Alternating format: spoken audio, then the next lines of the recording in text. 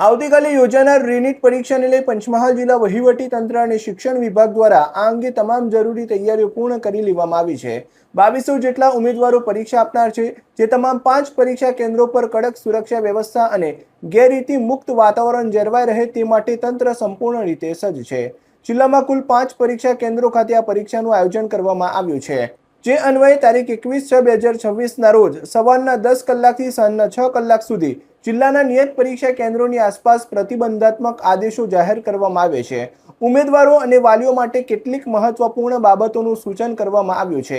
પરીક્ષાના દિવસે ધ્યાનમાં રાખવાની મહત્વની બાબતોમાં ખાસ કરીને તમારું રીનીટ એડમિટ કાર્ડ, માન્ય આઈડી પ્રૂફ જેમ કે આધાર કાર્ડ, પાન કાર્ડ વગેરે અને પાસપોર્ટ સાઇઝના ફોટોગ્રાફ સાથે રાખવા ફરજિયાત છે।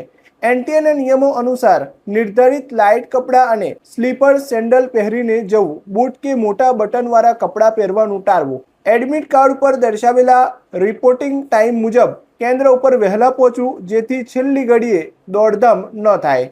તંત્ર દ્વારા કરવામાં આવેલા સુચારુ આયોજનથી તમામ 2200 જેટલા ઉમેદવારો શાંતિપૂર્ણ માહોલમાં પરીક્ષા આપી શકે તે માટેની તમામ તૈયારીઓ પ્રશાસન દ્વારા કરવામાં આવી છે।